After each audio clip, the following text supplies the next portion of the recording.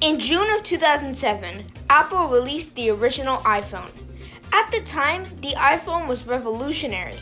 No one had ever seen anything like it. It had a plethora of amazing features, and one of those features was the App Store. Launched in July of 2007, the App Store was the way to buy applications, the majority of which being mobile games.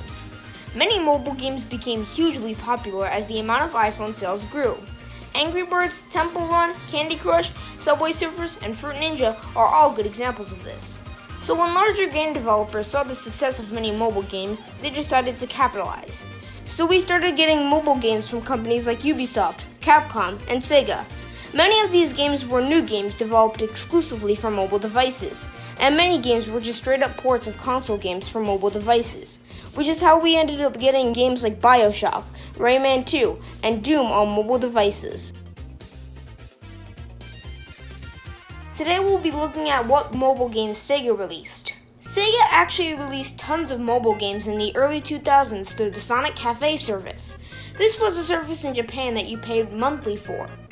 It allowed you to play a ton of Sonic mobile games, like ports of Sonic 1, Sonic 2, Sonic 1 again. Yeah, there were actually 2 ports of Sonic 1. One released in 2001 and the other released in 2005. There was also a Chao mobile game, something people have been begging for nowadays. It honestly would be awesome to play a Chao mobile game now. There was also Sonic Jump, which you may know for the 2012 remaster of the same name.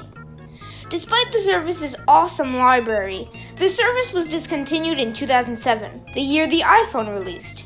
And with the discontinuation of the Sonic Cafe service, Sega switched their focus over to games for iOS.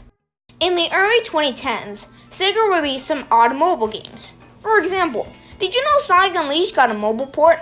It looks horrible. Look at how big the D-pad is, it takes up like 50% of the screen. There was also Sonic at the Olympic Winter Games, a mobile port of Sonic and Mario at the Olympic Winter Games, just without Mario. This is speculated to be because Nintendo didn't want Mario to appear on a device that wasn't owned by Nintendo. Ironically, Sonic and Mario at the Olympic Games Tokyo 2020 is also getting a mobile port that releases next year. Anyways, let's review some Sega mobile games that are still available. The Christian Whitehead mobile ports of Sonic 1, 2, and CD are pretty good. My main problem with them is that they can be really hard to control, but that's more so a problem with just mobile games and touchscreen controls in general. Half of the time touchscreen controls are great, and then other times they're Sonic 4 on mobile. They somehow made the clunkiness of the original game even worse. Also, there's input lag. It took the game 3 seconds to realize that I had let go of the screen. Also, I didn't even press down. I'm playing on an iPhone X and it's not in widescreen. This game came out in 2011.